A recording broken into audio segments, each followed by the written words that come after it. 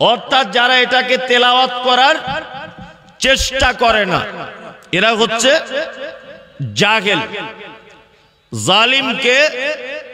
জালিম হচ্ছে ওই লোক যারা এটাকে অধ্যয়ন করার পরে মেনে নিতে পারে না, এরা হচ্ছে জালিম, অত্যাচারী। তা আমরা বর্তমান মানুষ, আল্লাহ সুবহানাহু ওয়া তাআলা ১৫০০ বছরে এই ঘোষণা করেছেন যে যাদের উপরে কোরআন অবতীর্ণ করা হয়েছে, আল্লাহ নিজে তাদের দুটি গুণ বলছেন যে এরা জাহেল, এরা জালিম। সত্যি আজকে 2023-এ যদি আপনি এই আয়াতটা বর্তমান প্রেক্ষাপটে যদি আপনি মেলান, তাহলে আল্লাহ সুবহানাহু ওয়া তাআলার কোরআন যে 100% সত্য বলেছে, এটা প্রমাণ হবে কি হবে না? হবে। আমরা না কোরআন মাজিদ পড়তে জানি, আর না কোরআন মাজিদ পড়ার পরে মেনে নিতে জানি। দুটোতেই আমাদের এনার্জি লস। আর একটা কথা আপনাকে বলে দিই, বর্তমান সমাজের যা অবস্থা, সমাজের যা ক্ষয়, যা ক্ষতি, একটা সমাজকে সংশোধন করার জন্য সর্বপ্রথম দুইটা জিনিসকে কাজে লাগাতে হবে। এইভাবে জলসা দিয়ে বা প্রোগ্রাম বা কোনো অনুষ্ঠান করে বা কোনো কিছুর মাধ্যমে, সোশ্যাল মিডিয়া বলুন, নেটওয়ার্কিং সিস্টেম বলুন, ইউটিউব, সোশ্যাল নেটওয়ার্কিং যত ব্যবস্থা বলুন, ইসলাম প্রচারের মাধ্যম, এই যত সিস্টেম বর্তমানে চলছে, এই একটা সিস্টেম দিয়েও সমাজকে পরিবর্তন করা সম্ভব নয়। দুটি জিনিসকে যতক্ষণ না পর্যন্ত আমরা কাজে না লাগাতে পারবো, সমাজ পরিবর্তন করা সম্ভব নয়। এবার আপনাকে আমি বলে দিচ্ছি সেই দুটো জিনিস কি, তারপরে আমার মূল আলোচনাতে আসছি। এক, আমাদের নবী মুহাম্মদ বলুন সাল্লাল্লাহু আলাইহি ওয়াসাল্লাম যে জামানাতে জন্মগ্রহণ করেছিলেন, জামানাটির নাম কি?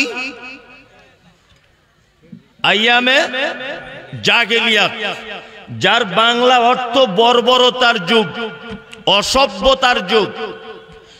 এই আইয়ামে জাহেলিয়াতে যারা জ্ঞানী মানুষ আছেন, বিনীত অনুরোধ, আপনারা আমার দিকে দৃষ্টি দিয়ে রাখুন। আপনার কাছে কিছু মূল্যবান কথা উপস্থাপন করার চেষ্টা করব ইনশাআল্লাহ। আইয়ামে জাহেলিয়াতে, যেখানে আল্লাহর নবী যে যুগে জন্মগ্রহণ করেছিলেন, এই যুগে মূলত চারটি পাপ ছিল সব থেকে ভয়াবহ পাপ, যে পাপ মানুষ বৈধ মনে করে করত। এক নম্বর হচ্ছে মদ পান, বৈধ মনে করে মানুষ করত। দুই নম্বরের ব্যভিচার, সে খালা হতে পারে, বেটি হতে পারে, ফুপু হতে পারে, বোন হতে পারে, ভাতিজি হতে পারে, যে কেউ হতে পারে, তার সঙ্গে যৌন মিলন চলত। তিন নম্বরে চলত সুদ। 3 নম্বরে সুদ বৈধ মনে করে মানুষ খেত। 4 নম্বরে চলত গোত্রীয় ঝামেলা, অর্থাৎ একটা বংশের লোক আর একটা বংশের সঙ্গে সামান্য ব্যাপার নিয়ে বছর কি বছর যুদ্ধ চালিয়েছে।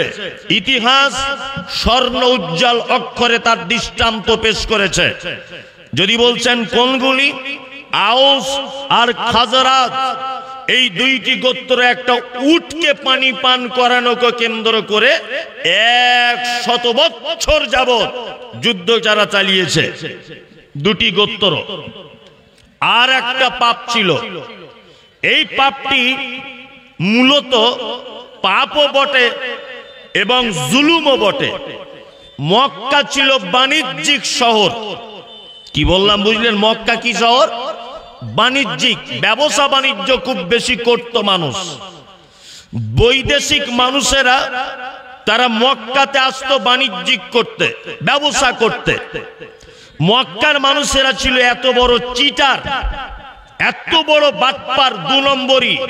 তখনকার দিনে যেই ব্যবসায়ীদের কাছ থেকে জোর করে টাকা নিয়ে নিত বা টাকা ধার নিয়ে টাকা শোধ দিত না, এই রকম কাজ করত।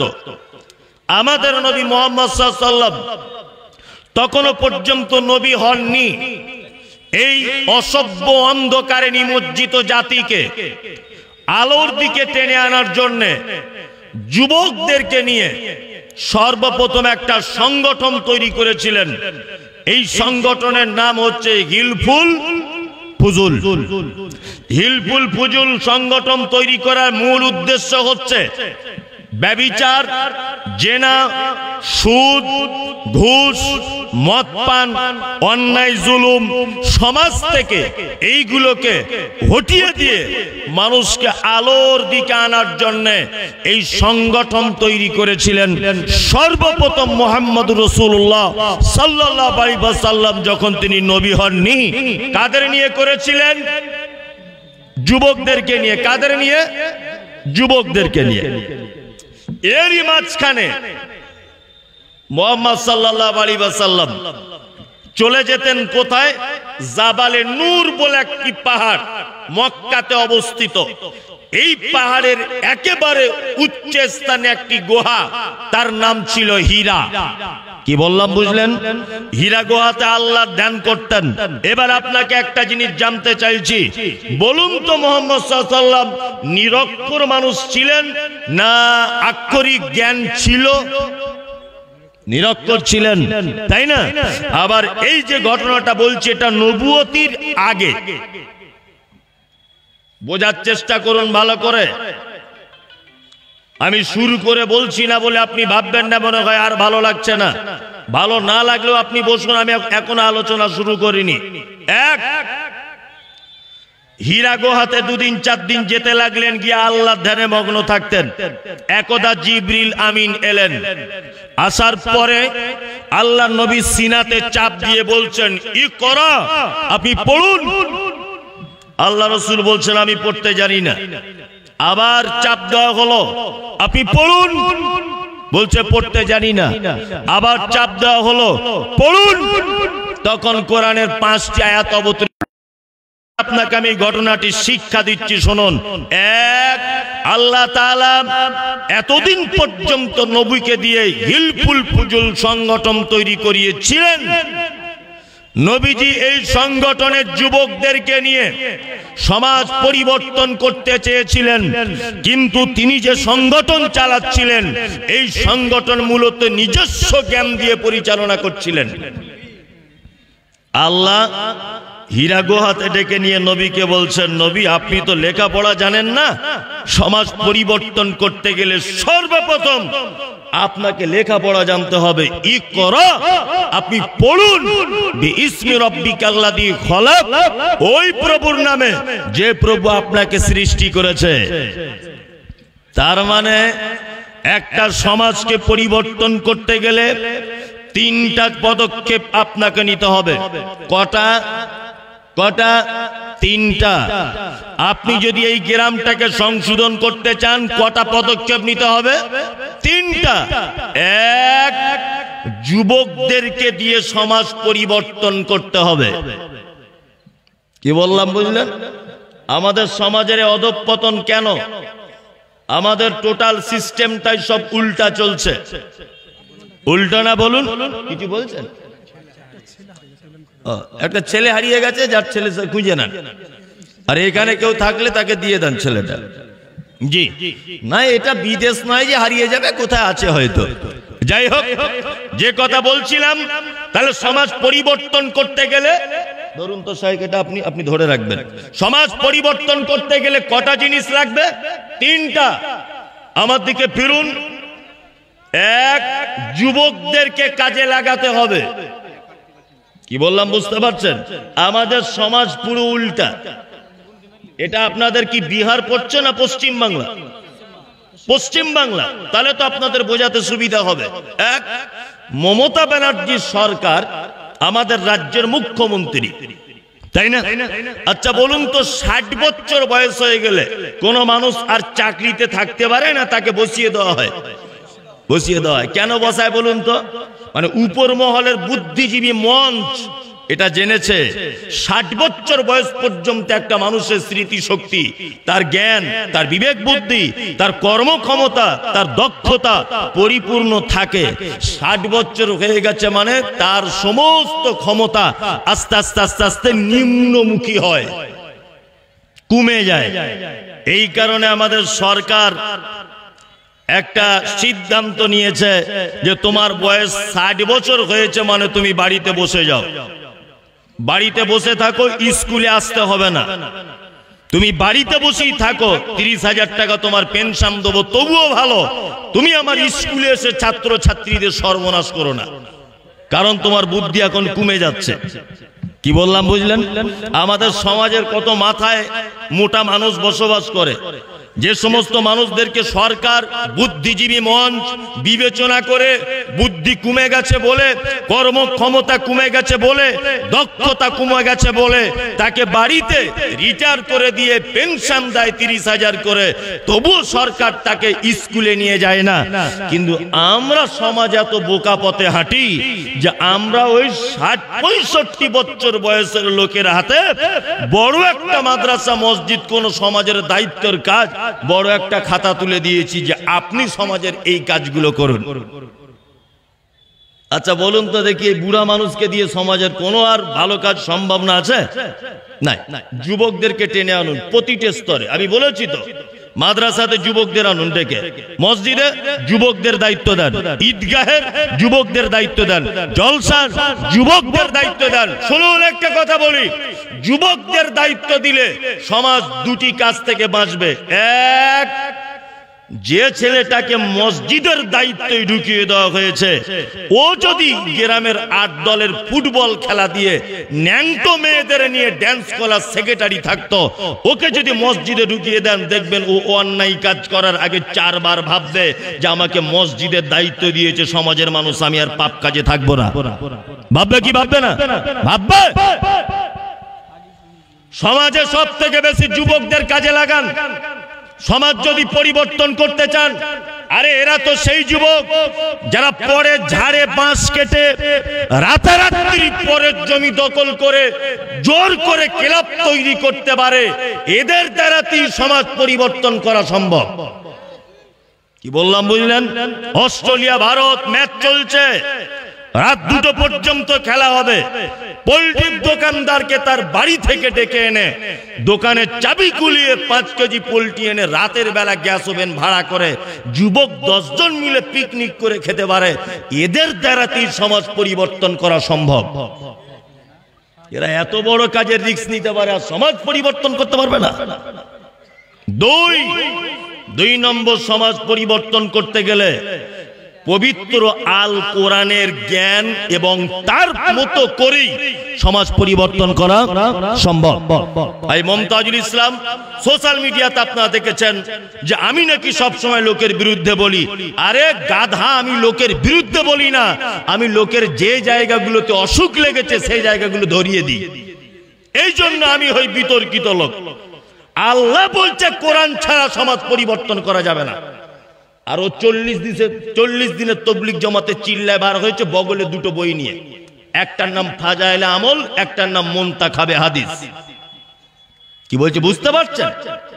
40 দিন যাবত মানুষকে তবলিগ করে আসছে 2টি মাত্র বই দিয়ে, 1 ফাজাইলে আমল, 2 মুনতাখাবে হাদিস। তোমার এই দাওয়াত যদি কিয়ামত পর্যন্ত চলে তবুও তোমার এই দাওয়াত থেকে অনুপরিমাণ কোনো লাভ আশা করা যাবে না, কারণ মানুষের কাছে কোরআনের থেকে বড় দাওয়াত আর কোনো দাওয়াত হতে পারে না। ফাজাইলে আমল মানুষের তৈরি করা লিখিত বই, মুনতাখাবে হাদিস মানুষের তৈরি করা লিখিত বই। এই 2টো বইকে কেন্দ্র করে তুমি গোটা জাতিকে পরিবর্তন করতে চাইছো, কখনো সম্ভব নয়। নামাজ, ফরজ নামাজের পরে উঠেই আমির সাহেব আর একজনকে দায়িত্ব দিয়েছে, উনি উঠে বলছেন বাকি নামাজ বাদ বসে যাবেন, দিনের ব্যাপারে কিছু আলোচনা হবে। বলে কি বলে না? বলে দিনের ব্যাপারে কি নিয়ে আলোচনা হবে? ফাজাইলে আমল। কি নিয়ে আলোচনা হবে? মুনতাখাবে হাদিস। কেন? তুমি সূরা ফাতিহার তাফসীর করতে পারলে না, তুমি সূরা ইখলাসের তাফসীর করতে পারলে না, তুমি কোরআন মাজিদের দুটো আয়াতের ব্যাখ্যা করতে পারলে না। মানে তোমার কাছে পবিত্র আল কোরআনের থেকে ইলিয়াস রহমতুল্লাহ আলাইহি খুব দামি মানুষ হয়ে গেল। ভুল ডিসিশন, সমাজ পরিবর্তন হবে না। নাম্বার 3 নম্বর হচ্ছে এই শিক্ষিত মানুষদেরকে দায়িত্বর পদে বসাতে হবে। কি বললাম বুঝলেন? শিক্ষিত মানুষদেরকে দায়িত্বর পদে বসাতে হবে, তাছাড়া সমাজ একদম ড্রাইভার বিহীন গাড়ির মতো চলবে। আমরা শিক্ষিত মানুষদের মর্যাদা দিই বলুন? যে লাইনে শিক্ষিতই হোক, আরবি হোক জেনারেল হোক, শিক্ষিত মানুষদের সম্মান আছে না নেই? আছে, আছে। আরে মুহাম্মদ সাল্লাল্লাহু আলাইহি ওয়াসাল্লাম সম্মান দিয়েছেন শিক্ষিত মানুষদের, দেখবেন আপনি। এই দেখুন একটা কথা বলি, আচ্ছা বলুন তো, ইসলামে কুকুর লালন পালন এটা বৈধ না অবৈধ? অবৈধ। এখানে শায়েখরা আছেন, আমার থেকে আরো ভালো বড় বড় আলেমরা আছেন। ওই যে ছেলেটা আছে ও খুব বড় আলেম, যাই হোক ও আবু দাউদ পড়ায় কোন একটা মাদ্রাসায়, তো উনি ভালো বলতে পারবেন। আরো যারা আছেন ভালো জানেন যে ইসলামে কিন্তু প্রশিক্ষণ প্রাপ্ত কুকুর, অর্থাৎ ট্রেনিং প্রাপ্ত কুকুর, যে তার মালিকের মাল কোনটা বুঝে, মালিকের বাইরের লোকের মাল কোনটা বুঝে, বাড়ির লোককে ডেকলে ডাকে না, বেগানা লোককে ডেকলে বউ বউ বউ করে চিল্লায়। এই কুকুর প্রয়োজনে তোমার গরুর গোয়াল ঘর, তোমার ধানের খামার, তোমার জমি, তোমার ব্যবসা চৌকি দেওয়ার জন্য বাড়িতে রাখা বৈধ। তার মানে মুহাম্মদ সাল্লাল্লাহু আলাইহি ওয়াসাল্লাম শিক্ষিত কুকুরকে বাড়ি রাখার পারমিশন দিয়েছেন। অশিক্ষিত কুকুরকে বাড়িতে রাখা যাবে না। অশিক্ষিত বলতে ট্রেনিং প্রাপ্ত কুকুর, ট্রেনিং প্রাপ্ত কুকুর বাড়িতে রাখা যাবে, তাই না? তার মানে শিক্ষিত মানুষদের এখানে সম্মান দিয়েছেন। সমাজে যত রকমের লাল বাতি জ্বলছে না, এর কারণে আর কেউ দায়ী নয়, আমি আর আপনি দায়ী। আমি মমতাজুল ইসলাম এমবিবিএস ডাক্তার, ধরে নেন, তাই তো? আমি এমবিবিএস ডাক্তার, খুব শিক্ষিত লোক, আর আমি বিশাল শিক্ষিত লোক। এই কারণে আমি আপনাদের গ্রামে ভোটে দাঁড়িয়েছি নির্দল থেকে। আমি কিন্তু এমবিবিএস ডাক্তার, নির্দল থেকে দাঁড়িয়েছি। আর একটা লোক অশিক্ষিত, লেখাপড়া জানে না, ও দাঁড়িয়েছে তৃণমূল পার্টি থেকে, মানে রানিং পার্টি। কালকে রেজাল্ট আউট হবে, বলুন তো জিতবে কে? সম্ভাবনা আছে কার? রানিং পার্টি, তাই না? কিন্তু যে লোকটা রানিং পার্টিতে দাঁড়িয়েছে ও লোক লেখাপড়া কিছু বুঝে না, ধরে নেন, বোঝানোর জন্য বলছি। আচ্ছা বলুন, আমি হলাম এমবিবিএস ডাক্তার, উনি একজন সাধারণ লোক, তাহলে জিতছে কে? সাধারণ লোক। আমি এমবিবিএস, আমার 10 পয়সাও দাম নাই। এখন এ চলে গেল পার্লামেন্টে, পার্লামেন্টে গিয়ে আইন পাস করা হচ্ছে পশ্চিম বাংলার মসজিদের আজানগুলি বন্ধ করতে হবে। এ তো বোকা, বুঝে না কিছু, লেখাপড়া জানে না, মুসলিম। ও কিন্তু ওই আইনের এক সাইটে সই করে দিয়ে চলে এসেছে, নিয়ে গ্রামে ঝামেলা হচ্ছে। আমাদের আব্দুল শুকুর এমএলএ আজানের পক্ষে বিপক্ষে সই করে দিয়ে চলে এসেছে। আসলে ও সই করবে না কেন? ও তো সব ব্যাপার বুঝেই না। ওর থেকে তুমি ভালো কিছু আশা করতে পারো? ও তো বুঝেই না কাকে বলে। ওই জন্য আপনাকে বলছি, শিক্ষিত মানুষদের সম্মান দিন, তাহলে পরিবর্তন সমাজ হবে। আজকে আমি আপনাদের সামনে এতক্ষণ পর্যন্ত যে কথাগুলি বললাম, যদি সব ভুলে যান আমার কোনো আপত্তি নেই। আমি পবিত্র আল কোরআন দিয়ে কয়েকজন মানুষকে আজকে চিনিয়ে দিয়ে আপনাকে তবে এখান থেকে চলে যাব। এক, পবিত্র আল কোরআনে কয়েকটা শব্দ বারবার ব্যবহার হয়েছে, বারবার। তার মধ্যে এক, মুনাফিক। কোরআনে আছে না নেই শব্দ? আছে, একটু কথা বলবেন। আছে, আছে। 2, মুশরিকুন। আছে না নেই? আছে। 3, কাফিরুন। আছে না নেই? ফাসিকুন আছে, মুমিনুন আছে। এই সব শব্দগুলো কোরআনে একটা পৃষ্ঠার পাল্টালেই এই শব্দগুলো দেখতে পাওয়া যায়। এক, মুনাফিক, কাফের, ফাসিক, মুমিন, এসব শব্দগুলো আছে। আচ্ছা, কোনদিন আপনারা এই শব্দগুলোর ব্যাখ্যা বিশ্লেষণ কোনদিন করে দেখেছেন যে ফাসিক কারা, মুনাফিক কারা, বদমাইশ কারা, খারাপ কারা, মুমিন কারা? এগুলো কোনদিন ব্যাখ্যা বিশ্লেষণ চেষ্টা করেননি, আর কেউ আপনাকে বলেওনি। আমি মুমতাজুল ইসলাম আপনাকে আজকে একটু ব্যাখ্যা করে সব কটার 2-10 মিনিট করে ব্যাখ্যা করে আপনাকে একটু বোঝানোর চেষ্টা করব ইনশাআল্লাহ। এক, কোরআনে শব্দ এসেছে মুনাফিকুন। মুনাফিক কারা জানা আছে? একজনা বলছে বেনামাজি, মানে যেটা বুঝেছে সেটা বলেছে আর কি। কি বললাম বুঝলেন তো? মানে বাংলাদেশের মতো উত্তর। বাংলাদেশের সাংবাদিকরা একটা লোককে জিজ্ঞাসা করছে তোমার সৃষ্টিকর্তাকে, বলছে আমার আব্বা। বলছে শেষ নবীর নাম কি? বলছে কাজী নজরুল ইসলাম। কি বললাম বুঝলেন না? একটু বুঝে উত্তর দেওয়ার চেষ্টা করেন। মুনাফিককে সহজ বাংলায় জানুন, মুনাফিক ওই লোকটা যার মুখে মিষ্টি অন্তরে বিষ। কি বললাম বুঝলেন? মুখে মিষ্টি মিষ্টি কথা বলে, অন্তরে বিষ, এ হচ্ছে মুনাফিক। এবার আপনাকে একটা কথা আবার জিজ্ঞাসা করছি, মুনাফিকের বাহ্যিক দৃষ্টিতে 3টে গুণ। কটা গুণ? 3টা। এক, কথা বললে মিথ্যা কথা বলে। 2, ওয়াদা করলে খেলাপ করে। 3, আমানতের খিয়ানত করে। আরো একটা রাওয়ায়াতে আছে প্রতিশ্রুতি দিলে ভঙ্গ করে। এগুলো বাহ্যিক দৃষ্টান্তে মুনাফিক। একটা লোক মিথ্যা বলে না, একটা লোক আমানতের খিয়ানত করে না, কিন্তু লোকটা ওয়াদা খেলাপ করে, এই লোকটা কি মুনাফিক? আল্লাহ রাসূল বলছেন ও মুনাফিক না হলেও মুনাফিকের একটা খাসলাত, একটা গুণ ওর ভিতরে থেকে গেছে, তার মানে ও মুনাফিক। কি বললাম বুঝলেন? এই দেখুন আপনাকে মুনাফিক বলি, এটা হচ্ছে মৌখিকগত দিকে মুনাফিক। অন্তরের দিকে মুনাফিককে আল্লাহ তাআলা বলছেন ওয়ামিনান নাসি মান ইয়াকুলু আমান্না বিল্লাহি ওয়া বিল ইয়াউমিল আখির ওয়া মা হুম বিমুমিনিন। তারা তো মুখে বলে আল্লাহকে মানি, মুখে বলে কিয়ামতকে বিশ্বাস করি, কিন্তু আল্লাহ বলছেন ওয়া মা হুম বিমুমিনিন, তারা আদৌ কেউ মুমিন নয়, এরা মুনাফিকেরা। মুখে একরকম বলে, কথাতে আর এক রকম করে। মুনাফিক হলো তারা যারা সত্যকে মানতে ছলনা করে আর মিথ্যাকে অ্যাকসেপ্ট করে, এ হচ্ছে মুনাফিক। দেখতে পাচ্ছেন না আমাদের উপর দেশের মানুষ, পার্শ্ববর্তী দেশ, তার নাম বাংলাদেশ। আমরা সোশ্যাল মিডিয়াতে বাংলাদেশকে অনেক সময় কটু কথা বলি। আজকে বড় দুঃখ লাগে, বাংলাদেশের যিনি প্রধানমন্ত্রী শেখ হাসিনা, সকলের কাছে জনপ্রিয় একটি নাম, এই মহিলাটি শুধুমাত্র যেখানেই যায় লা ইলাহা ইল্লাল্লাহ, নবীর নাম মুহাম্মদ, আল্লাহ একজন, সব কিছু বলে, কিন্তু এর মনের ভিতরে এমন এক মুনাফিকি যে আলেম ওলামাদেরকে জলসার স্টেজে, দিনের দাওয়াতের স্টেজ থেকে নামিয়ে দিয়ে পুলিশের হাত দিয়ে ছল চাতুরির মাধ্যমে অ্যারেস্ট করিয়ে দেওয়া হয়। এর নাম বাংলাদেশের প্রধানমন্ত্রী। কিছুদিন আগে দেখেছেন বাংলাদেশের ছোট্ট একজন বক্তা রফিকুর রহমান, দেখেছেন জেলখানা থেকে বেচারা কিছুদিন আগে ছাড়া পেয়েছে।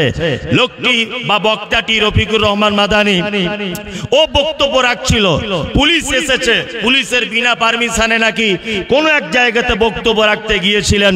পুলিশকে বলছে যে স্যার আমি বন্ধ করে দিচ্ছি, আমি দোয়া করছি, দোয়ার শব্দ মুখে উচ্চারণ করেছে, মাইকটা পুলিশ কেড়ে নিয়ে চলে যাচ্ছে। মনে মনে হচ্ছে তুমি মুসলিম দেশের প্রধানমন্ত্রী, এটা বলতে লজ্জা করে। তোমার মুখে একরকম, তোমার অন্তরে আর এক রকম। মুখে তুমি বলো মুসলিম, অথচ তোমার ভিতরে রয়েছে মুনাফিকের আলামত। আল্লাহ তাআলা বলছেন ওয়া মা কুম বিমুমিনিন, তারা মুখে একরকম বলে আর অন্তরে আর এক রকমের করে। আমি ওই জন্য সব সময়তে বলি যে আমি একজন ভারতবর্ষের নাগরিক হয়ে একান্তভাবে খুশি, খুব আনন্দিত যে গণতন্ত্র দেশে বসবাস করার ফলে আমি আমার ধর্ম, আমি আমার ইসলামের কথা মানুষের কাছে বুক ফুলিয়ে বলতে পারি। কিন্তু পার্শ্ববর্তী দেশ বাংলাদেশের আলেমরা এত অসহায় যে তারা নিজের ইসলামের কথাটা স্টেজে বুক ফুলিয়ে বলতে পারে না। মারাত্মক ক্ষতিকর ব্যাপার। আল্লাহ যারা এই সমস্ত মুনাফিকি করে ইসলামের জয় ধবনীকে নিভিয়ে দিতে চায়, আল্লাহ তুমি যেমন ফেরাউনকে ছাড়নি, তুমি যেমন নমরুদকে ছাড়নি, এদেরকেও যেন তোমার পাকড়াও থেকে কখনো ছেড়ে দিও না।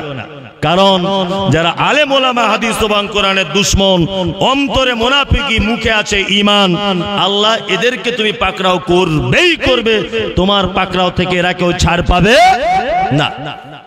মুনাফিক এদের আর একটা গুণ খুব খারাপ।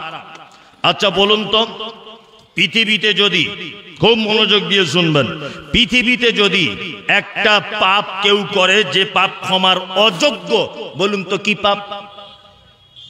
শিরক। শিরক ক্ষমার অযোগ্য। আচ্ছা কোন লোক যদি শিরিক অবস্থায় যদি মারা যায়, শিরিক অবস্থায়, আচ্ছা বলুন তো সেই লোকটা জাহান্নামে যাবে। একটা লোক ব্যভিচার করলো, যদি সে তওবা না করে ও জাহান্নাম যাবে। একটা লোক সুদের টাকা খেলো, লোকটা যদি তওবা না করে জাহান্নামে যাবে। লোকটা অন্যায়ভাবে কাউকে হত্যা করলো, ও যদি তওবা না করে তাহলে ও জাহান্নাম যাবে। তবে জাহান্নামের কোথায় থাকবে এ ব্যাপারে আল্লাহ বা আল্লাহ রাসূল কিছু বলেননি। কিন্তু মুনাফিক এত বড় খারাপ, আল্লাহ তাআলা বলছেন ইন্নাল মুনাফিকিনা ফিদ দারকিল আসফালি মিনান নার, নিশ্চয়ই মুনাফিকরা জাহান্নামের একেবারে নিম্ন স্তরে থাকবে। বুঝতে পারছেন মুনাফিকদের থাকার জায়গা কোথায়? হ্যাঁ, একদম নিম্ন স্তরে থাকবে মুনাফিকরা। এদের এত চরিত্র খারাপ, এত ব্যবহার খারাপ। এই দেখুন আপনাকে আর একটা কথা বলি, কোন মুনাফিক যদি মারা যায়, কোন মুনাফিক যদি মারা যায়, এরা কত বড় খারাপ দেখুন। আল্লাহ তাআলা পবিত্র আল কোরআনে বলছেন, কি বলছেন? আল্লাহ বলছেন ওয়ালা তুসাল্লি আলা আহাদিম মিনহুম মাতা আবাদাও ওয়ালা তাকুম আলা কবরিহি ইন্নাহুম কাফারু বিল্লাহি ওয়া রাসূলিহি ওয়া মাতু ওহুম ফাসিকুন। আল্লাহ নবীকে বলছেন, নবী মুনাফিকদের ভিতরে কেউ যদি মারা যায় তাহলে আপনি তার জানাজার সালাত আদায় কি করবেন না, এবং শুধু জানাজার সালাত আদায় করবেন না এ কথা নয়, এই কথাটা মুনাফিক এবং মুশরিকদের জন্য অবতীর্ণ হয়েছে। কি বললাম বুঝলেন? বলছে যে ওয়ালা তাকুম আলা কবরিহি, আপনি জানাজায় তো যাবেন না, আপনি তাদের কবরের সামনে দাঁড়াবেন পর্যন্ত না। কারণ হচ্ছে এই যে তারা আল্লাহ এবং তার রাসূলের সঙ্গে অস্বীকার করেছে এবং তারা মারা গেছে ফাসিকি অবস্থায়। দুই, আল্লাহ তাআলা আবার মুনাফিকদের জন্য বলছেন, কি বলছেন? আল্লাহ নবীকে বলছেন ইস্তাগফির লাহুম, আপনি ক্ষমা প্রার্থনা যদি তাদের জন্য করেন, মুনাফিকদের জন্য, আওলা তাস্তাগফির লাহুম, আর যদি ক্ষমা প্রার্থনা নাই বা করেন, ইম তাস্তাগফির লাহুম, আর যদি ক্ষমা প্রার্থনা করেন, সাবঈনা মাররাতান, একদিনে 70 বার। মুনাফিকদের জন্য আপনি যদি ক্ষমা প্রার্থনা করেন একদিনে কতবার? 70 বার। আল্লাহ বলছেন ফালাই ইয়াগফিরাল্লাহু লাহুম, আমি আল্লাহ আপনার 70 বার তওবা করার কারণেও আমি মুনাফিকদের কোনোদিন ক্ষমা করব না। আল্লাহ তাআলা বলছেন যালিকা বিআন্নাহুম কাফারু, কেননা তারা অস্বীকার করেছে বিল্লাহি ওয়া রাসূলিহি, আল্লাহ এবং তার রাসূলকে, আল্লাহু লা ইয়াহদিল কওমাল ফাসিকিন, আর আল্লাহ নিশ্চয়ই ফাসিকদের কখনো হেদায়েত দান করে না। ভাই যারা এখানে বসে আছেন, মুনাফিকি হওয়া থেকে বাঁচুন। মুনাফিকি কাকে বলে?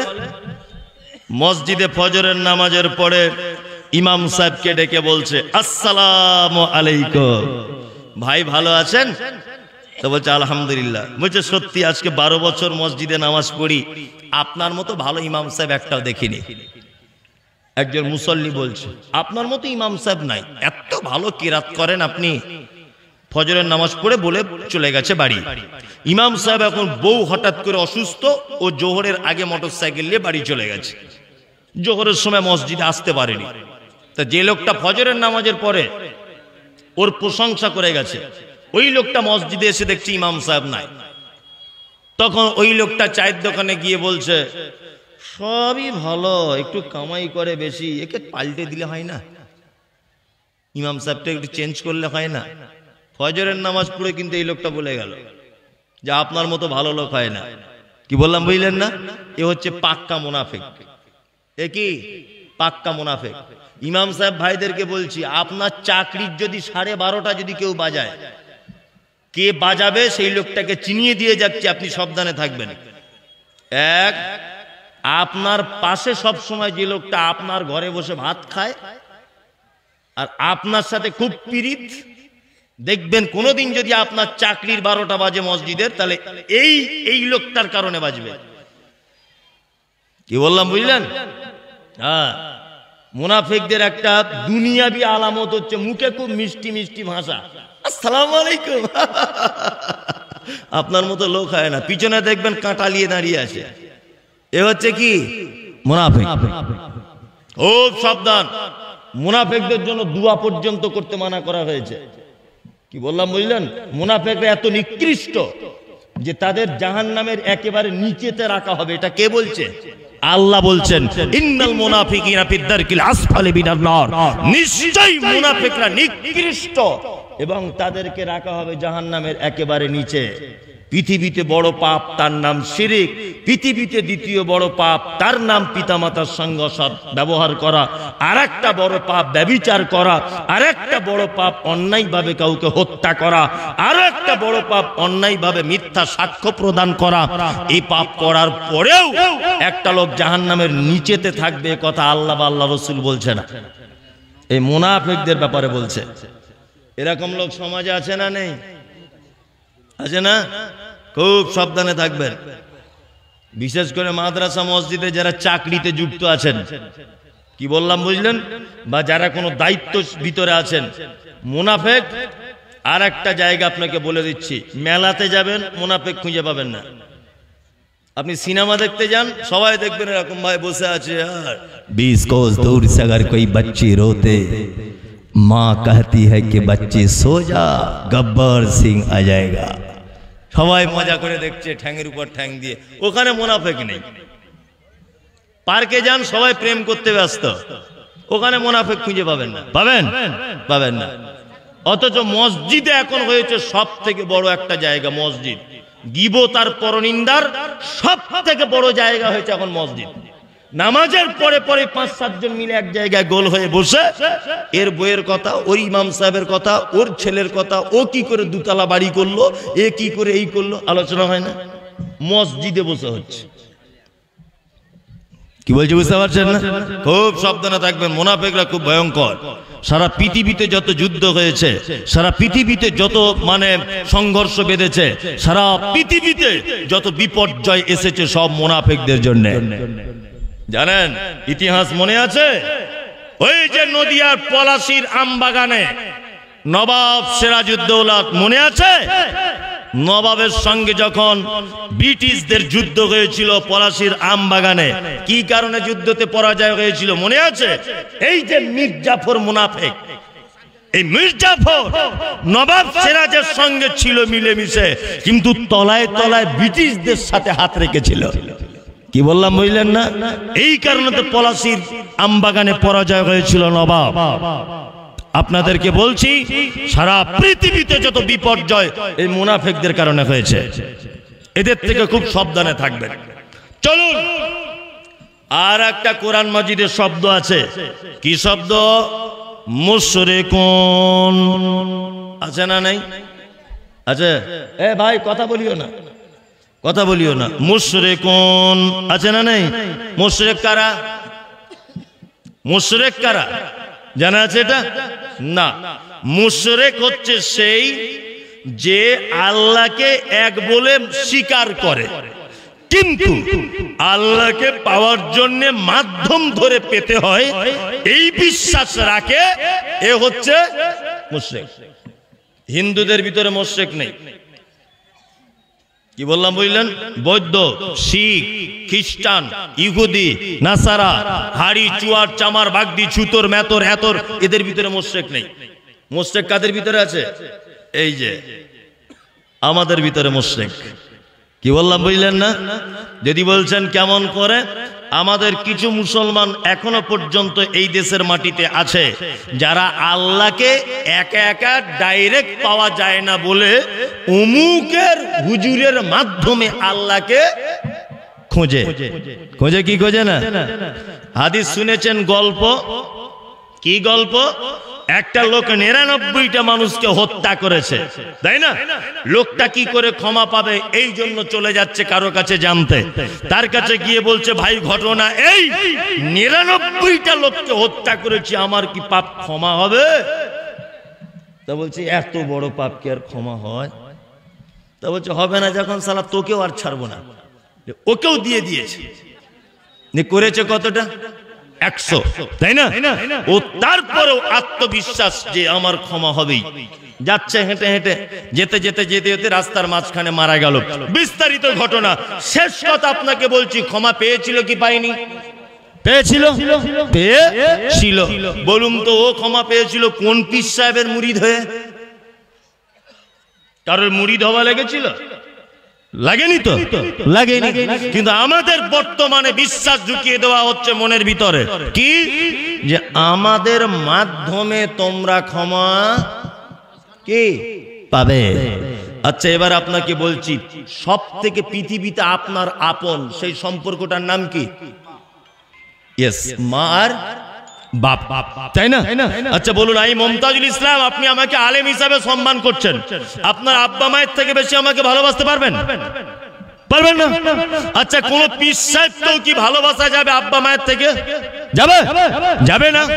ধরে নেন ডাক্তার জাকির নায়েক, সারা পৃথিবীর একটা আশ্চর্য আবিষ্কার, আশ্চর্য সৃষ্টি, তার নাম ডাক্তার জাকির নায়েক। লোকটাকে আপনি খুব ভালোবাসেন। আচ্ছা, তাই বলে আপনার আব্বা মায়ের থেকে বেশি ভালোবাসেন? না, তাই না? জি। আল্লাহ তাআলার ভাষা শুনুন। আল্লাহ বলছেন, ইয়াউমা ইয়াফিরুল মারউ মিন আখিহি ওয়া উম্মিহি ওয়া আবিহি ওয়া সাহিবাতিহি ওয়া বানি। কিয়ামতের দিনে ভাই ভাইয়ের কোনো উপকার করতে পারবে না। 2, বাপ বেটার কোনো উপকার করতে পারবে না।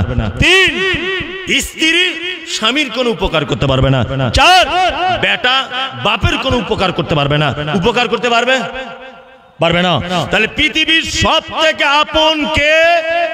আপনার আব্বা এবং মা। আল্লাহ বলছে, তোমার আব্বা মা কিয়ামতের দিনে কোনো উপকার করতে পারবে না। এটা আল্লাহর ভাষা। তোমার আব্বা মা তোমার কোনো উপকার করতে পারবে না। সেদিন যে যার বোঝা টেনে বেড়াবে। আব্বা মা পৃথিবীর সব থেকে আপন হয়ে যদি আপনার কোনো উপকার করতে না পারে, তাহলে এই বেঈমান বিশ্বাসঘাতক বলে কি করে যে তোমরা আমার পাকড়ি ধরো, আমি তোমাকে জান্নাতে নিয়ে যাব? হ্যাঁ, একটা যুক্তিতেও বোঝেন না আপনি। আর কবে বুঝবেন? এই বিশ্বাসঘাতকেরা বলে কি করে? এই দেশ যদি হযরত ওমরের শাসন আমল চলতো, এই দেশ যদি হযরত উসমানের শাসন আমল যদি চলতো, এই দেশ যদি আবু বকরের শাসন আমল হতো, তাহলে এই সমস্ত জুব্বা পরা দাড়িওয়ালা ভণ্ড পীর মাজারিদেরকে ফাঁসির মঞ্চে ঝুলিয়ে দেওয়া হতো। এদেরকে টিকতে পারা যেত না। বাদশাহ হারুন রশিদ, বাদশাহ শাহজাহান, নাম শুনেছেন? কি নাম? বাদশাহ শাহজাহান। বাদশাহ শাহজাহান দরবারে বসে আছেন। কিছু কিছু গল্প থেকে শিক্ষা হয়। একটা লোক এসেছে, লোকটার বাঁক বুঝেন? বাঁক আগেকার দিনে ধান টান বইতো, বাঁশের তৈরি করা, কি বলে আপনাদের? বাহক। বাহক। এই বাহক নিয়ে একটা লোক এসেছে বাদশাহ শাহজাহানের দরবারে। একদিকে আছে একটা খাঁচা, আর একদিকে আছে আর একটা খাঁচা। একটা খাঁচা ফাঁকা, আর একটা খাঁচাতে আছে বড় একটা পাখি। বাদশাহ শাহজাহান লোকটাকে জিজ্ঞাসা করছে, এই তোমার একটাতে খাঁচা আর একটা ফাঁকা, কারণ কি? তখন লোকটা বলছে, জাহাবনা, এই যে পাখিটা দেখছেন এটা হচ্ছে আমার ট্রেনিং দেওয়া পাখি।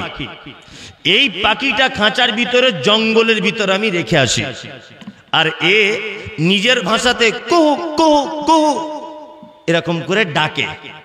আর যেটা ফাঁকা দেখছেন ওটা খাঁচা নয়, ওটা পাখি ধরা ফাঁদ। ওর ডাক শুনে অন্য পাখিরা ওর সাথে দেখা করতে আসে, আর দেখা করতে এসে ওর খাঁচায় যখন ঢুকতে পারে না তখন এই ফাঁদে এসে পড়ে যায়। আর আমি মজা করে জবাই করে ভুনা করে রুটি দিয়ে খাই। বাদশাহ শাহজাহান বলছে, এদিকে এদিকে তুই। বাদশাহ শাহজাহান ডেকেছে, ডাকার পরে বলছে পাখিটা বার কর।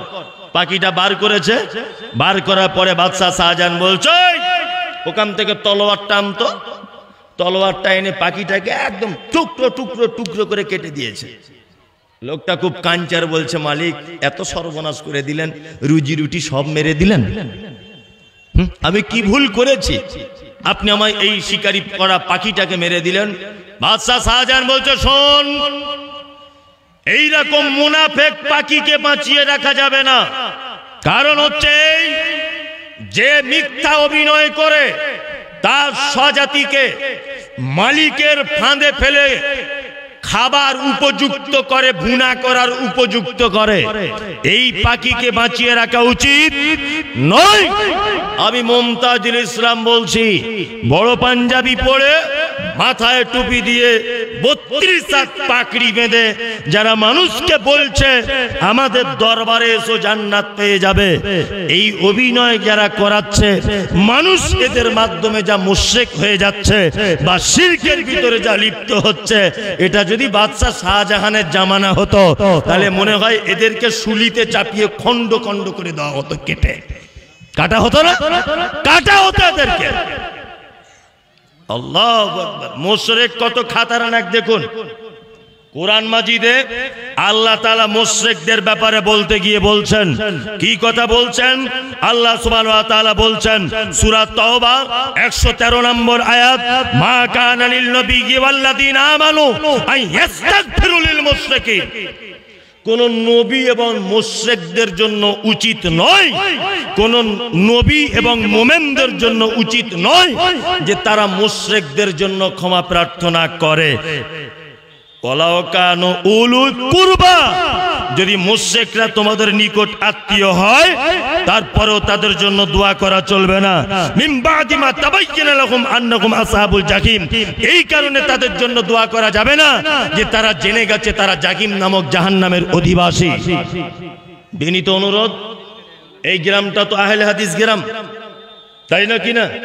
তাই আপনাকে একটা কথা সতর্ক করে দিয়ে যাচ্ছি, 4টে বেটি হয়েছে ঠিক আছে, বেটি আপনাকে আল্লাহ দিয়েছে, টেনশন সেই করবে, আপনার এত টেনশন নেই।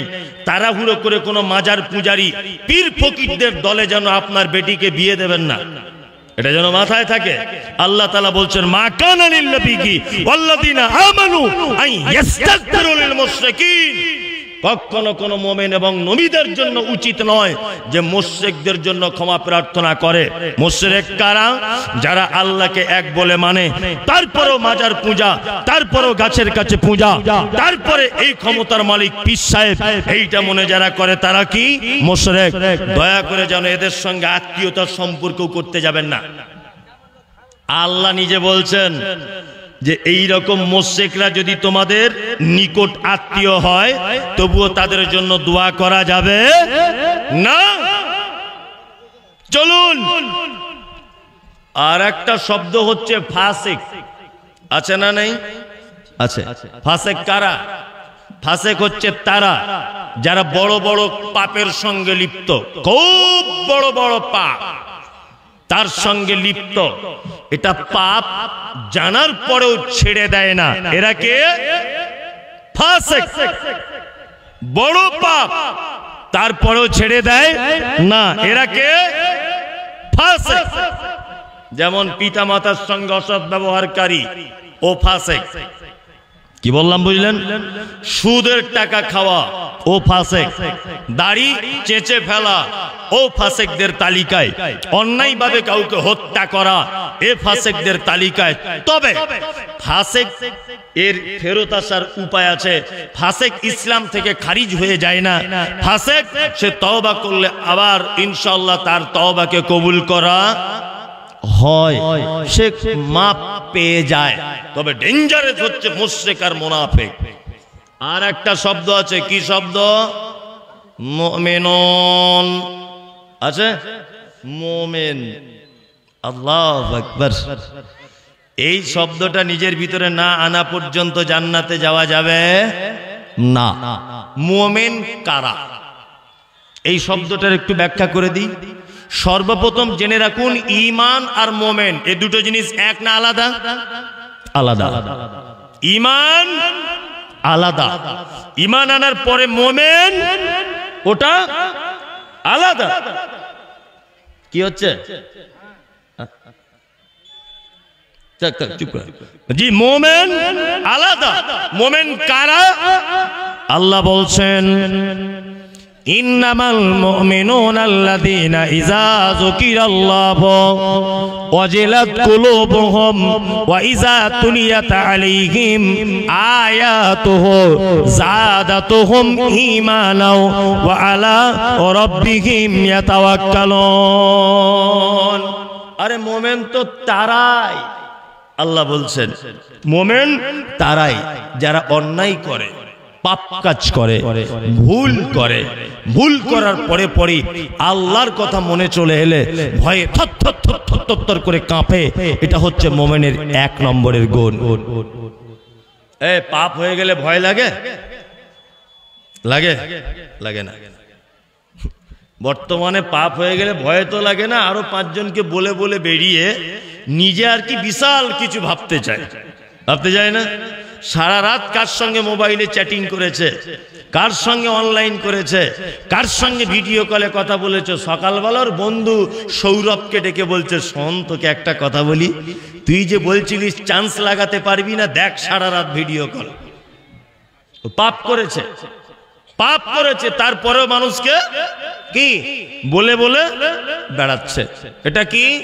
এটা মুমিনের পরিচয় নয়। মুমিন সেই দুপুরে বেলা পাপ করেছে, আসর পর্যন্ত ভেবেছে, মাগরিব পর্যন্ত ভেবেছে, এশার নামাজ পড়ার পরে পরে আল্লাহর ভয়ে কাঁপতে কাঁপতে দুটো হাত তুলে দিয়ে বলেছে, আল্লাহ পাপ যেটা করেছি পৃথিবীর কেউ ক্ষমা করতে পারে না, তুমি শুধুমাত্র ক্ষমাশীল, তুমি ক্ষমা করো, দয়াময় তুমি আমার পাপকে ক্ষমা করে দাও। এটা বলতে পারে কে? হ্যাঁ, মুমিন। মুমিন তো সেই পাপ কাজ করার পরে পরে তার ভিতরে আল্লাহ ভয় চলে আসবে। আল্লাহু আকবার।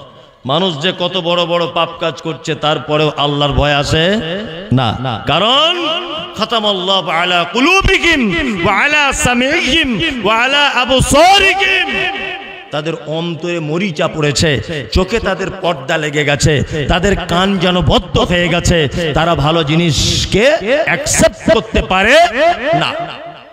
আল্লাহ তারপরে বলছেন, আয়াতুহু যাদাতুহুম ঈমানা। মুমিন তো তারাই যাদের সামনে কোরআন তেলাওয়াত করলে তাদের ঈমান বেড়ে যায়। কোরআনের বক্তব্য শুনলে ঈমান বাড়ে না? বাড়ে। আল্লাহু আকবার। মুফাসসিরে কোরআন আল্লামা দেলওয়ার হোসেন সাইদি বাংলাদেশের, জানেন তো, বেঈমান শাসক জেলখানার ভিতরে তাকে ভরে ভরে ভরে ভরে শেষ নিঃশ্বাস পর্যন্ত ছাড়লো না। এখনো দেশের মাটিতে কোনোদিন জেল খাটার, জেলে ভরার আগ পর্যন্ত ছাড় পেল না। আপনারা দেখেছেন বাংলাদেশের মুফাসসিরে কোরআন তরুণ যুবক মুফতি আমির হামজা 955 দিন না 50 দিন, 950 দিন, অর্থাৎ 3.5 বছর না 3 বছর যাবত জেলখানার ভিতরে থেকে থেকে থেকে থেকে থেকে থেকে আজকে কয়েকদিন হলো ছাড় দিয়েছে। এটা শাসক?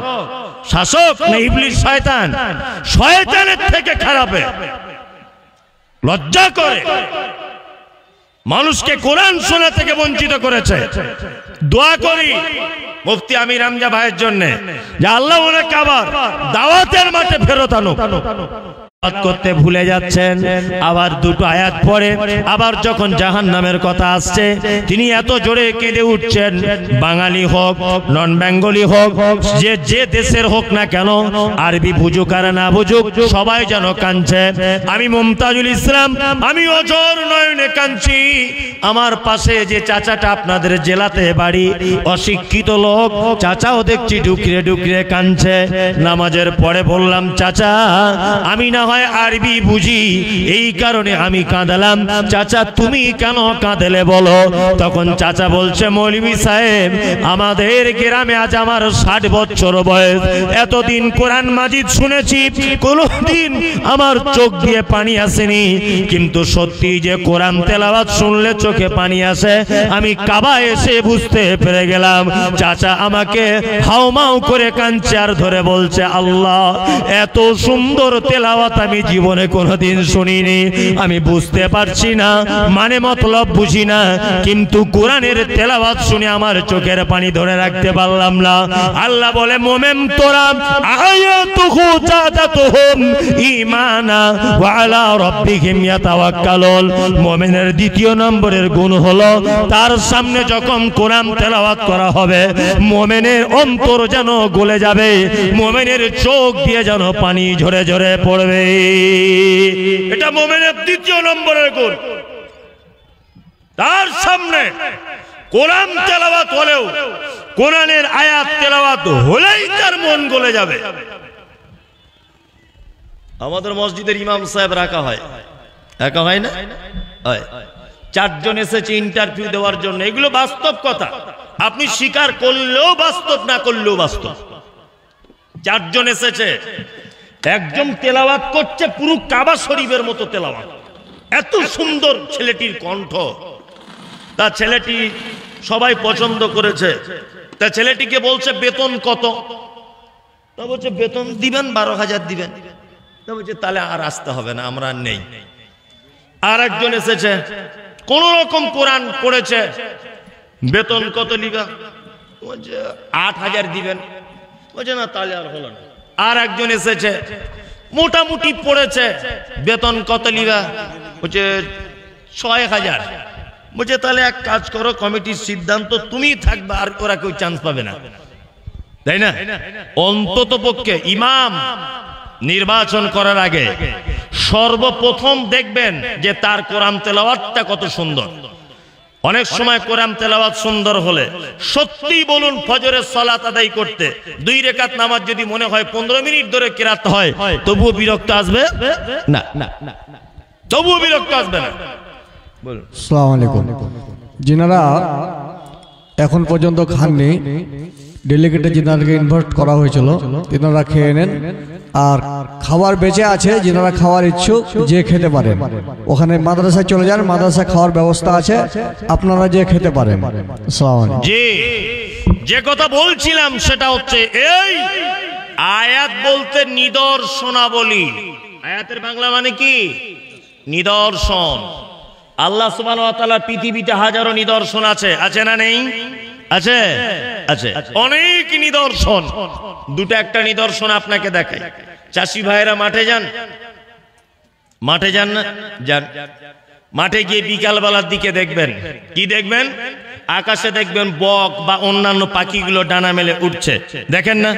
দেখেন, দেখবেন 2-4 বার ডানাটা এরকম করার পরে আবার দেখবেন এরকম স্থির করে দিয়ে 1-1.5 মিনিট এরকম দুলে দুলে দুলে দুলে যাচ্ছে, দেখেছেন? দেখেছেন? আল্লাহ বলেন, আওয়ালাম ইয়ারাও ইলা তাইরি ফাওকাহুম সাফাতিন ওয়া ইয়াকবিজ মা ইমসিকুহুন্না ইল্লার রহমান ইন্নাহু বিকুল্লি শাইইন বাসীর। মুমিন তারা যারা মাঠে ঘাটে যখন ঘুরবে পক্ষী কুলের দিকে তাকিয়ে দেখবে, পক্ষীরা যখন পাখিরা ডানা মেলতে মেলতে ডানাটা এইভাবে যখন স্থির করে দেয়, আল্লাহ বলছেন এই স্থির অবস্থাতে মহাশূন্যের উপরে তাদেরকে কে ঝুলন্ত অবস্থায় রাখে? ইল্লার রহমান, আল্লাহ ছাড়া পৃথিবীর কারো ক্ষমতা নাই। সোশ্যাল মিডিয়াতে দেখতে পান একটা নদী, নদীটার একদিকের পানি হলো নীল আর একদিকের পানি হলো সাদা। আল্লাহ কোরআন মাজিদে বলেন মারাজাল বাহরাইনি ইয়ালতাকিয়ান বাইনাহুমা বারযাকুল লা ইয়াবগিয়ান। কোরআন মাজিদে নাই? আচ্ছা, সোশ্যাল মিডিয়াতে একটা জিনিস দেখতে পান কি, কোন একটা নদী একদিকে তার পানি নীল আর একদিকে সাদা, কখনোই দেখবেন না যে এর পানি ওর সাথে মিশে যাচ্ছে, ওর পানি এর সাথে মিশে যাচ্ছে, কখনো কোনোদিন মিশবে না। আল্লাহ বলছেন মাঝখানে আছে গোপন অন্তরাল, পৃথিবীর কোন মানুষের পক্ষে এটা সম্ভব নয়। নীল পানিটা যদি ডান দিকে চলে যায় আর আপনার সাদা পানিটা বাম দিকে চলে আসবে, এটা কার দান? আল্লাহর দান। কত নিদর্শনাবলী আছে। এই আপনাকে একটা জিনিস বলি, এখানে তো কলকারখানা কম, দিনাজপুরে শিল্প কম। আমার কলকাতা এরিয়াতে অনেক শিল্প দেখতে পাওয়া যায়। একটা ডাইসে একটা পেন তৈরি হয়, পেন আয়াত নিদর্শন দেখাচ্ছি। একটা ডাইসে পেন তৈরি হয়, একটা পেন তৈরি করতে গেলে 4-5টা ডাইস ব্যবহার করতে হয়। সর্বপ্রথম পেনটা যেটা প্লাস্টিকের ইউজ অ্যান্ড থ্রো পেন, ওটা পেন তৈরি হয়। সামনের যে মুখিটা লাগানো থাকে একটুখানি দেখবেন, ওটা একটা আলাদা ডাইসে হয়। পিছনে যে মানে সীসাটা ভরার জন্য যে ছোট্ট একটা, ওটা আলাদা ডাইস লাগে। শীষ যেটা থাকে ভিতরে ওটা আলাদা ডাইস লাগে। আবার যে লোহার একটুখানি যেটা দিয়ে লেখা হয় ওইটার একটা আলাদা ডাইস লাগে। লাগে কি লাগে না? তার মানে একটা পেন কমপ্লিট করতে গিয়ে ডাইস লাগে 5 থেকে 7 রকমের। আল্লাহকে চিনুন, আল্লাহকে আবিষ্কার করা যায়। আবিষ্কার করা যায়, আবিষ্কার মানে খুঁজে পাওয়া। আল্লাহকে খুঁজে পাওয়া যায়। আল্লাহ বলছে আরে মোমেন তো তারাই যারা আমার নিদর্শনাবলী দেখে তাদের ঈমান বেড়ে যাবে। বন্ধুরা আমার, আপনার স্ত্রীর 4টে বেটি, একটাও বেটা নাই। আল্লাহর নিদর্শন দেখাচ্ছি আপনাকে। আপনি আসরের নামাজের পরে মসজিদের ভিতরে বসে আছেন, আপনার বড় মেয়ে গিয়ে মসজিদের বারান্দায় দাঁড়িয়ে বলছে আব্বু। বলছে কে? আব্বু। বলছে কি? বলছে মা তোমাকে বাড়িতে ডেকেছে, তাড়াতাড়ি এসো। আপনি তার গলার আওয়াজ শুনে বুঝতে পেরেছেন এটা আমার বড় মেয়ে, নাম হলো তার নাসিমা। আপনি বাড়ি যেতে দেরি করেছেন, আপনার মেজো মেয়ে এসে আবার বলছে আব্বা। তা বলছে কি? বলছে মা তোমাকে ডেকেছে। আপনি তাও বাড়িতে গেলেন না, আবার ইমাম সাহেবের সঙ্গে বসে বসে গল্প করছেন। আবার তৃতীয়বার এসেছে আপনার সেজো মেয়ে, এসে বলছে আব্বা। বলছে কি? বলছে মা ডেকেছে। আবার আপনি বাড়ি গেলেন না, ছোট মেয়ে এসে ডেকেছে, আপনি তারপরে বাড়ি গেলেন। আচ্ছা বলুন তো দেখি, আপনার বড় মেয়ে যখন আপনাকে আব্বা বলে ডেকেছে, আপনি গলার আওয়াজ শুনে বুঝতে পারবেন কি পারবেন না যে এটা আমার বড় মেয়ে নাসিমা, এটা আপনার মেজো মেয়ে কারিমা, এটা আপনার সজো মেয়ে তার নাম হুজাইফা, আর একটা মেয়ে আছে তার নাম আয়েশা।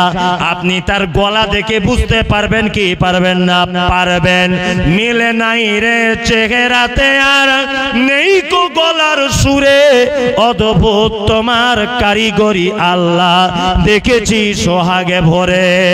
তোমার বড় মেয়ের ডাক শুনলে তুমি বলে দিতে পারো এটা আমার বড় বেটি, এটা আমার মেজো বেটি।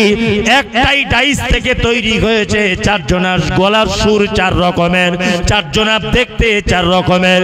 এ বলছে আমি টক খাই, বড় মেয়ে বলছে আমি আদা বেশি খাই, আর একজন বলছে কাঁচা পেঁয়াজ বেশি খাই, আর একজন বলছে মরিচ খেতে পারি না, আর একজন বলছে মিষ্টি খুব ভালোবাসে।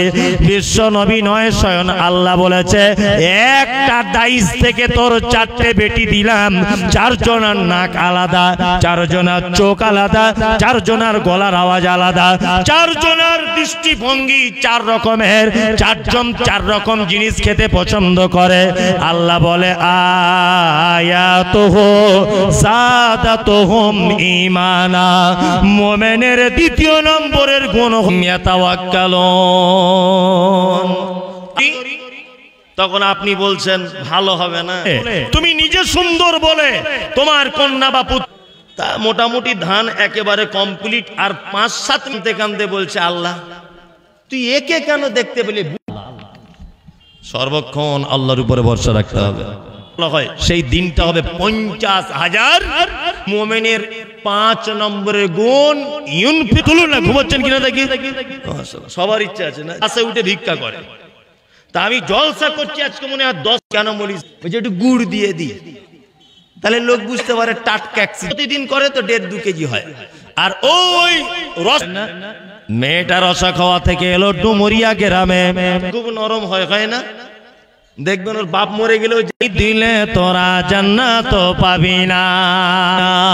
ছেলেটার আর সহ্য হলো না, আগে তাকবীর, আর তুলুন তুলুন জামা পড়ো তাড়াতাড়ি। 2 বন্ধুর মতো তারা আয়েশাকে হাদিসের ভাষায় বলা হয়, কিন্তু আবু বকরের বেটি আয়েশা এত ভাগ্যবতী নারী, তার নাম হচ্ছে আয়েশা।